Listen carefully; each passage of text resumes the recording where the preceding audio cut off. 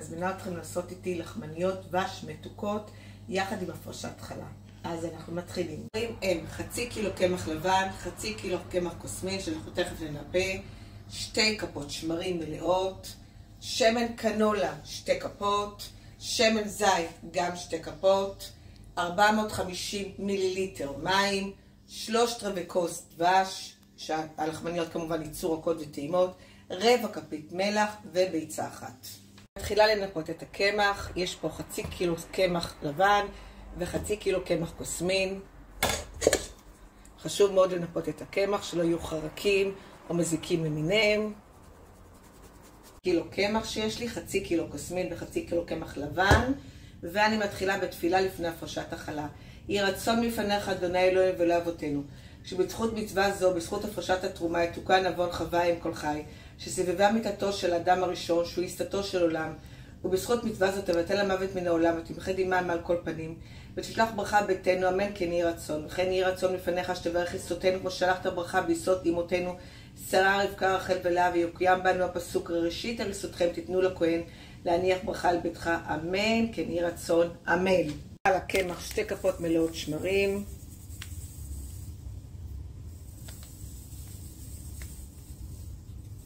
נוסיף אפילו עוד קצת, מה שיש באריזה, ואני ממשיכה. כוס שמן קנולה,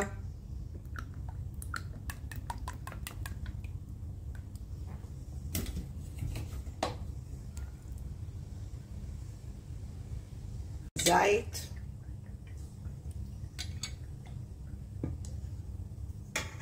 כוס מדידה 450 מיליליטר מים, מאוד פשוט מאוד עם הכוס מדידה הזה, 450, ואני מוסיפה לתערובת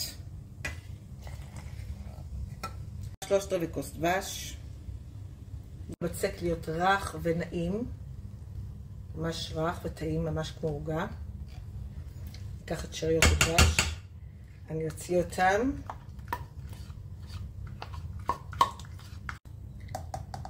רבע כפית מלח, עובד ביצה אחת,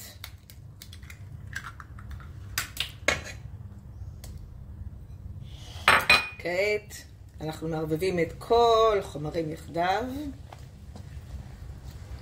אנחנו נראה, אמור לצאת לנו בצק בסופו של דבר, שלא יבלוט בו הקמח כמובן. עדיפה לערבב את זה בידיים, מי שרוצה יכול לערבב את זה במיקסר עם וו גיטרה. אני מרגישה שבצק קצת דביק, יכול להיות שנצטרך להוסיף קצת קמח, אולי ממש 2-3 כפות קמח, תכף אני אראה, כי יש עדיין קמח למטה. שימו לב, כל החומרים כבר התחילו להתערבב, הבצק קצת דביק, אבל תכף אנחנו נוציא לו קמח, נוסיף לו קמח, סליחה. נוציא לבצק עוד 3 כפות קמח, כיוון שהוא היה קצת דביק. עכשיו אני ממשיכה בהפרשת החלה, מן הבצק, ואני אומרת, הרי זאת חלה, הרי זאת חלה. יש אנשים שנוהגים לשרוף את החלה, לשים אותה בנייר אלומיניום, לשרוף אותה באש, ויש אנשים שנוהגים כמוני גם לשים אותה בנייר סופג, לעטוף אותה היטב, לשים אותה בשתי שקיות ניילון, ולהניח אותה בצד, כרצונכם. תפילה לאחר הפרשת החלה. יהי רצון מלפניך, אדוני אלוהינו ולאבותינו, שמצוות הפרשת החלה תחשב לי כאילו קימתיה בכל פרטי ודקדוקיה, ותחשב הרמת החלה שאני מרימה כמו הקורבן שהוקרב על גבי המזבח ונתקבל ברצון. וכמו שלפנים הייתה חלה נתונה לכהן, והייתה זו לכפרת עוונות, כך תהיה זו כפרה לעוונותיי, ואז יהיה כאילו נולדתי מחדש, נקייה מחטא ועוון, ואוכל לקיים מצוות שבת קודש והימים הטובים, להיות ניזונים תמיד מידיו של הקדוש ברוך הוא ברוב חסדיו, רחמיו וחסדיו, וברוב אהביו, שיתקבל מצוות החלה כאילו נתתי מעשר. וכשמשנני מקיימת מצוות חלה בכל לב, כך יתעוררו רחמיו של הקדוש ברוך הוא לשמרני מצער ומכאובים כל הימים. אמן, ויהי רצון שבנה בית המקדש במהרה בימינו, אמן. וכן יהי רצון לפניך ריבונו של עולם שתרחם על כל איש ואישה, קטן וגדול, יחיד או רבים מעמך ישראל, אשר מסורים בצער. אנא אדונם תצילם מצרתם, ברכה מברכותיך, החזירם בתשובה שלמה ותגלנו גאולה שלמה. למען שמך, כמו שכתוב, היה אדוני למלך על כל הארץ ביום ההוא, יהיה אדוני אחד ושמו אחד, יהיה אדוני אחד ושמו אחד, יהיה אדוני אחד ושמו אחד. כן יהי רצון, אני מאחלת לכל החטופים והחטופות, הנשים, הילדים והגברים, שיחזרו אלינו במהרה לארצנו, והחלמה מהירה מהירה לכל הפצועים והפצועות. אמן. ושמתי בתוך כוס מים כאשר החתיכת בצק תצוף למעלה, סימן שהבצק תפח. כרגע אני מכסה את הקערה עם הבצק בניילון נצמד. אני מחכה שזה יתפח ויכפיל את נפחו. אני מניחה שזה לפחות חצי שעה או שעה. צריך לכסות את הקערה במגבות, סדינים, סמיכות, כדי שיהיה לבצק חם ונעים. ואנחנו נתראה עוד מעט. כשהבצק תפח, שימו לב איך הבצק עלה עכשיו. לא, אנחנו לא הולכים כרגע לעשות את הלחמניות עדיין, אנחנו פשוט מכניסים את הידיים, עושים אגרופים, פשוט להשים את הבצק בתוכו, להוריד את הנפח ולתת לו תפיחה שנייה. התפיחה השנייה גורמת לזה שהוא פשוט יהיה יותר אוורירי ויותר טוב באפייה בתנור לאחר מכן. פשוט מנמיכה כרגע את הגובה שלו. תכף אני אשטוף ידיים, הבצק אני אעטוף אותו שוב בניילון נצמד, תכף. אני עוטפת שוב את הקערה, בניילון נצמד, הבצק ילך להתפחה שנייה, ולאחר מכן אנחנו ניצור ממנו לחמניות טעימות ומתוקות. היי לכולם, זוכרים ששמתי חתיכת בצק בכוס עם מים?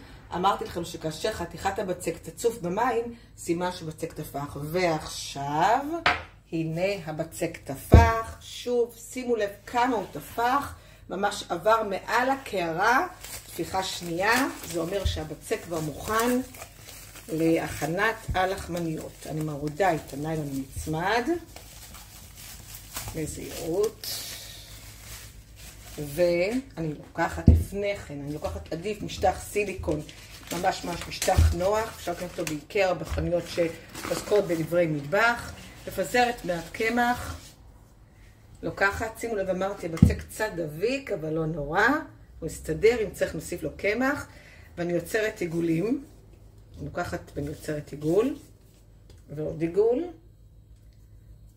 ואני קצת צריכה לטבול את העיגול בקמח, כדי שלא יהיה דביק, ויהיה קל יותר להכין ממנו את הלחמניות, והמטרה שלי כרגע היא ליצור שתי רצועות. אני לוקחת את העיגול, ויוצרת רצועה אורכית, אחת, רצועה שנייה, ובקמח, נראה לכם בדיוק איך מכינים את הלחמניות האלה, ומעולות וטעימות לא תפסיקו לזלול אותם. יצרתי שימו לב, שני מוטות כאלה, אוקיי?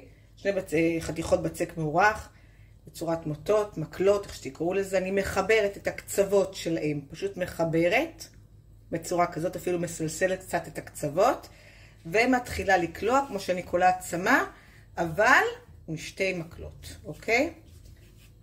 ואני מגיעה לסוף, גם בסוף, שימו לב, אני פשוט ממש לוחצת פה בצורה כזאת ששתי המקלות יאוחדו, ומתחילה לגלגל בצורה כזאת, כמו פרח, שושנה, ואני מניחה בצד. ממשיכה ללחמניה הבאה, שוב אני לוקחת קצת קמח, מפזרת, שתי עיגולים,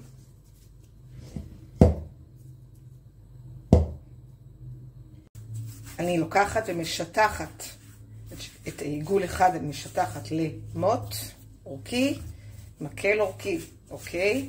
משטחת גם, שימו לב כמה חשוב לשטח כדי להוציא את האוויר גם מהבצק, שהבצק יהיה אווירי. שימו לב, אם שני המוטות, אוקיי, שני החתיכות בצק לא באותו גודל, אנחנו פשוט תולשים מאחד מהם, ככה שאנחנו משווים גדלים, אוקיי? משווים גדלים, מחברים מוט למוט, חתיכה לחתיכה, ממש בליפוף של אחד לשני. שימו לב, אני ליפפתי אחד בשני, שזה יחזיק מעמד, קולט, בזריזות, בקלות, ומצמידה את שני הקצוות, ומגלגלת, ומחברת, שימו לב, את ההתחלה אני מחברת פשוט לחלק פה, לחלק שאני רואה פה הכי קרוב, לחלק שהוא מגיע, אני מחברת בהצמדה עם הידיים. וזהו, אני אמשיך. עכשיו סיימתי לקלוע את כל הלחמניות, שימו לב, יצאו שתי תבניות, ועוד הכנתי פה לחמניות ממש גדולות ורחבות שהן יתפחו מאוד, אני מבטיחה לכם. שימו לב, הלחמניות הולכות עכשיו לתפיחה, אני שמתי שוב חתיכת בצק בכוס מים, על מנת לדעת בוודאות שהלחמניות תופחות, אוקיי? כאשר חתיכת בצק במים תצוף, זה אומר שהלחמניות הפכו. חוץ מזה אתם גם יכולים לראות את התפיחה של הלחמניות, אז אנחנו נתראה עוד מעט. שהלחמניות הפכו בצורה מדהימה. עכשיו אנחנו ניקח ביצה. אני אקציף את הביצה קצת. הביצה בעדינות. אני נותנת ללחמניות לתפוח לפחות שעה, שעה וחצי, כדי כך שאנחנו רואים שממש לחמניה אחת נדבקת לשנייה. בצורה כזאת הם גם יעפו בצורה טובה, ולא יישארו מבפנים בבצק. אני אסיים למרוח את הביצה, והם ייכנסו לתנור, אבל אל תשכחו, צריך לחמם את התנור ל-250 מעלות לפחות רבע שעה, ולאחר מכן להמניח את הטמפרטורות ל-180 מעלות כאשר אנחנו מכניסים את הלחמניות. הנה הלחמניות יצאו מהתנור, לחמניות ממש נעימות, שימו לב, אני רואה את המרקם שלהם, ממש שבריריות, מאוד מאוד טעימות, אני כבר מכירה את המתכון הזה, אז אני יודעת, במשך רבע שעה בתנור, 180 מעלות, ושיהיה בתיאבון. עוד שנהייתם לצפות בסרטון שלי, אז אל תשכחו להירשם לערוץ, לעשות לייק לסרטון, לצלצל בפעמון, לרשום לי בתגובות מה חשבתם על הסרטון. אוהבת אתכם, ביי.